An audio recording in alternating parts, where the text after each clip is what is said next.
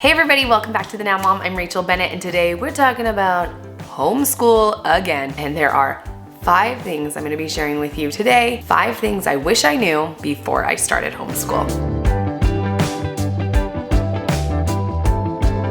But before we get started, if you want to hear more content like this, subscribe down below and tell a friend. Tag another mom or parent or homeschooler that you know that might need this information. So Jason and I actually shared a lot of these tips over on our podcast. You can check that out on thejohannaventure.com in a blog post.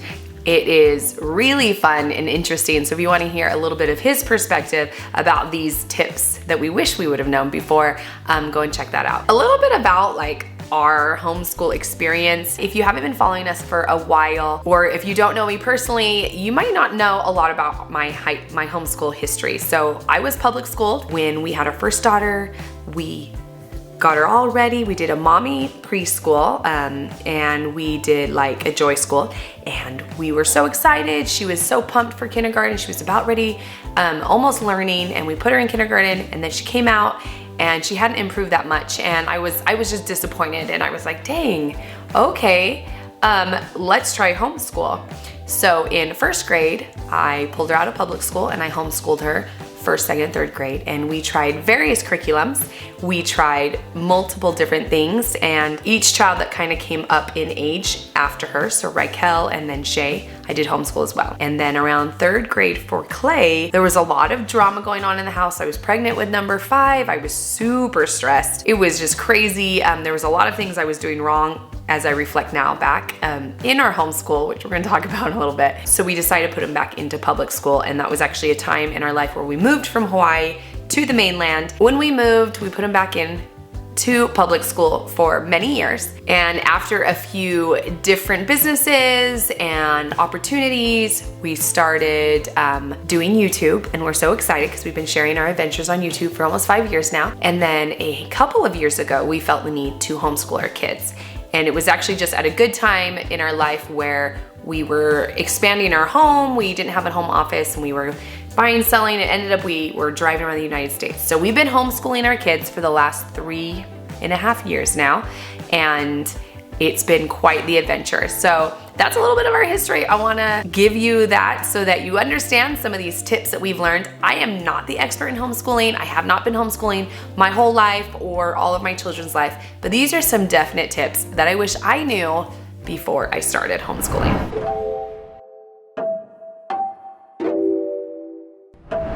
Tip number 1 is be you. This might seem a really simple one. You're like, what? This is so boring. Everyone, of course, I'm gonna be myself. No, but this is something I really wanna encourage. It's really important. This is something that I got burned for a lot of times not doing. So I tried to be somebody else, and it wasn't working out. Honestly, this is something that I wish somebody would have slapped me around and be like, do what you're good at, be you. And that's exactly what I'm saying. When I first started doing homeschool, I tried to be the public school teacher at home. I tried to do it the way that I knew other teachers did it, but it wasn't my style. It wasn't my way. Essentially, it wasn't working. Me and certain kids were butting heads, or the flow wasn't going right. There was more contention in our home than like excitement and learning. We changed some things up when we put him back in school and pulled him out again, and I was like, no, I gotta find my rhythm, I gotta find me. So be you, whatever you're good at, whatever your strengths. You're the organizer, you really love history, you love art or music, whatever it is, show them that passion, show them what you love, and teach in ways that are good for your talents, because that's going to flow into them. This is kind of the second part of be you, is you want your kids to be them. Like I'm telling you right now, be you. Go to your kids and say, be you. What do you want to do? Find the passions. This is so important. Find what you love, what makes you passionate, what makes you excited. Find what they love, what they're passionate and gets them excited, and really dive in. Our goal is for our children to be self-starters and really love to learn. And if you encourage something that they are really enthusiastic about and love to learn, they're going to be learning as much as they can about that subject, but that also might add in some of the subjects maybe they're not so good about. Now, this is kind of a tricky little balance here, is you want to make sure you're magnifying their strengths. Yes, you want to, cover your math, your English, your basic subjects, but if you really emphasize what they're good at, so if they're good at math, do tons of math. Get them in the math sections, love them, get them more books, get them like super enthusiastic. They'll do some reading for sure, but if we focus on the good and maybe not what they're bad at, they will be so excited and fired up. It will be something that it won't even be a question. Yeah, I'm reading because I'm doing math. I'm doing these other things, but I love to learn. This is awesome and exciting. And those other subjects will rise for sure. So be you. Tell your kids to be you. So help them be them. Find those passions, because those passions is what's going to drive your school year and give you a really enthusiastic school year.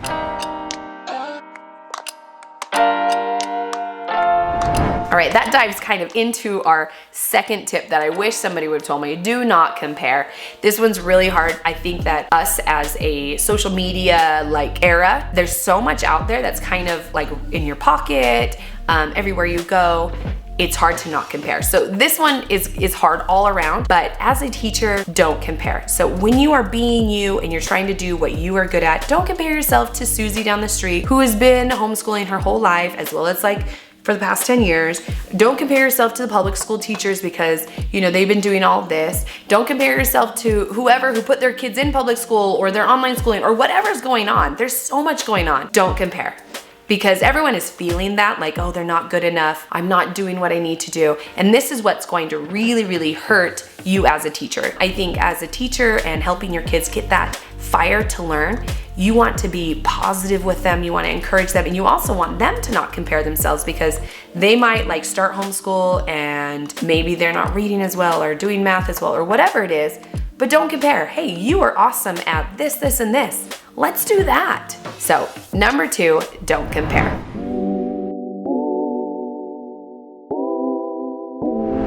Tip number 3 is take time. In your daily homeschooling routine, you might need to be taking time and taking breaths. But what I do mean is you need to take time. There is not some crazy deadline that you have to get all of this curriculum done. Yes, it should be done in the school year, but your school year can go into summer. And if your kids are really jazzed up and super excited, let them finish a curriculum months early. The point of number 3 is I wish someone would have told me to take your time to figure out what works. Take your time to find a flow for your family. Take time to find your passions, the be you. Take time to find your kids' passions. Don't think that you have to run to someone else's schedule. Don't follow the public school schedule of when you do school, when you don't do school. Do what works for you and take the time to figure out the flow. So this also means once you get going and you're I got this, we got a schedule, we got this whole curriculum planned out, I am really jazzed, we are gonna do it this way and this way and this way.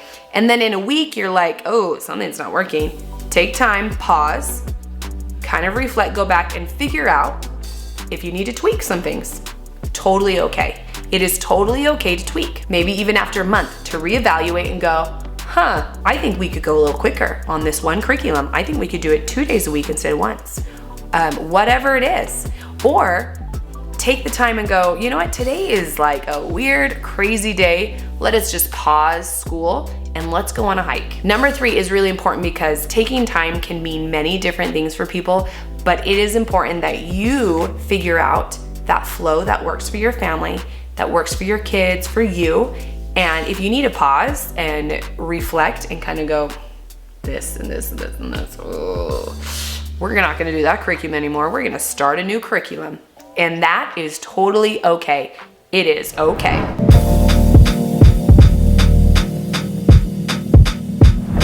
If you didn't listen to the podcast, you need to go, after you watch this video, go over to thejohannaadventure.com and look for the podcast for this exact episode, because Jason and I share some really crazy stories and you gotta hear it because it's kind of intense.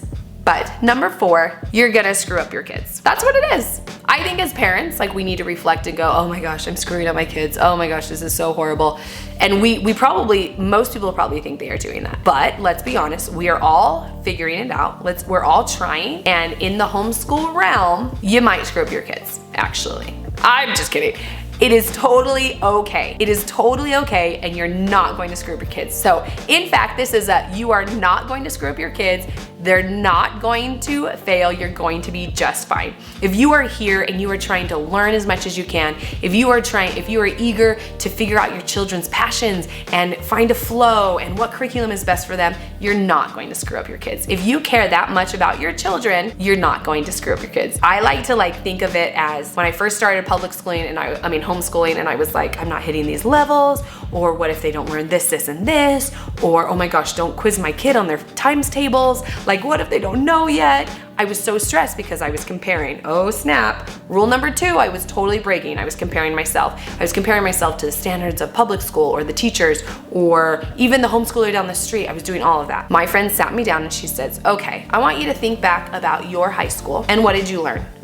I'm sure you learned some amazing things, but what did you learn that you use today? And I told her, I said, well, I honestly, I used my grammar. I mean, I had honors English, so how to write reports and things like that. And I used basic math. I mean, I took geometry and even pre-calculus.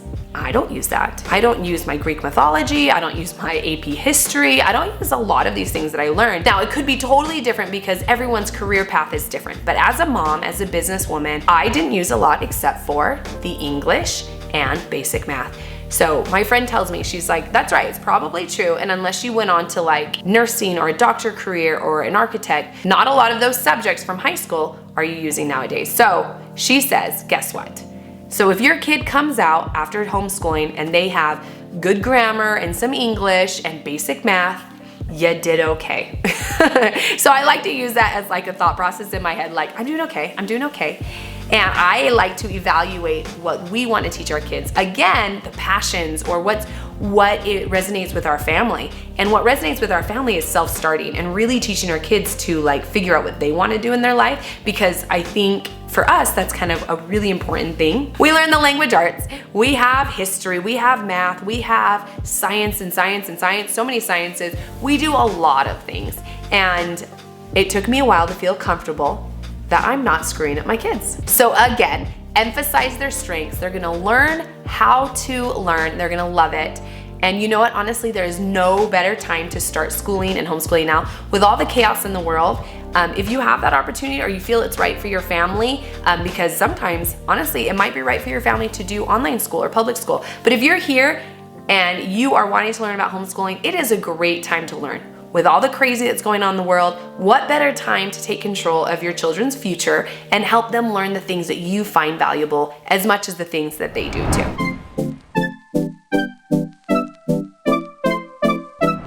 All right, number 5, the very last tip. This one's a little bit harder, but when you start, you need to commit. So if you are here, you are starting your homeschool year this year, or maybe it's your 2nd or 3rd year, or who knows, and you're trying to figure out maybe a few of your kinks, this is the year to commit. And I'm gonna make you guys commit in the comments down below. I wanna know if this is your first year, what year maybe you are homeschooling, if you are homeschooling, as well as what you're gonna commit to. No matter what you do, I think giving yourself a time and going, okay, I'm gonna try this out, I'm gonna do it, and I'm gonna do 6 months solid, half a year, or I'm gonna do a solid year. It is better, honestly, if you commit to a whole year, because I find that the half year will always scoot up and be oh my gosh, it's super hard, it's October, I'm putting my kids back in school. And that will actually hurt them more than help them, because when you have a transition like this, it's emotionally stressful for the kids as much as it is for you. So if you can commit to a year, it's gonna be best for everyone all around, because you're gonna learn to work out the kinks. And as your kids see you struggle, figure out a solution, research and figure out what's gonna work better, implement another process, the kids are gonna see you problem solve. And honestly, that commitment is such a thing that needs to be taught by actions versus just telling our children, you need to commit, you need to do it. Jason and I tell this story on our podcast of when our kids were really little and they started doing dance and swimming and sports and singing and all of these things. We were so eager for them to start all these activities. We were putting them all over the place and it was crazy driving all over the place, and we realized, okay, some of them are not enjoying it, some of them are. So let's set up a plan. And our plan was, if they were interested, they were really enthusiastic and they wanted to try something new, they needed to commit to that thing for 2 years. So they wanted to learn soccer, they had to do it for 2 years, because I felt 2 years was a good enough time for sport to learn how to do it, and how to do it pretty basic, right? Or pretty decent actually, you could play the sport pretty decent. Now, to be good, obviously you would need to do it for many years. But 2 years was a good, like, okay, we got past the hard first year of like learning and maybe not being so good. And in the second year, they got a little better, that by the end of the second year in their sports, they could go, yeah, I don't like this. Or that was really hard, but I want to keep going because that was fun, right? So that's like a good time to decide if that is going to be something I can go on with or something that I stop. So whatever the sport was, or dance or music or whatever, we told them they had a 2-year commitment, and we would ask them, are you willing to commit for 2 years before we start and put you in dance or put you in voice lessons? So I'm going to tell you, if you're going to be here and you're going to do homeschool, you got to commit, because it might take many times that you restart throughout the year, and it might take times where you are like, all right, we need a day off from school altogether. I can't handle this. There's gonna be times like that. But I think by the end of the year, you will really figure out if it works for you, if it flows, if your children are loving it, if you're loving it, or if you're absolutely hating it. But I think a good solid year is a good time frame to figure out if that's gonna work for you or not. And let's be honest, it took me about 1.5 years. So I want you guys to commit to 1 year. Comment down below if you have been homeschooling already. Comment how long you've been homeschooling and your tips and tricks or things that you wish someone would have told you, because let's chat, guys. Let's start a good discussion. Go over to theohanaadventure.com on the blog. I'd love to comment over there and really connect with you guys and see what other like tips and tricks you might need. Share this with your friends, and if you guys like what you're seeing, make sure you guys subscribe and hit that notification bell. Thanks for hanging out, everybody. We'll see you guys next time. Bye.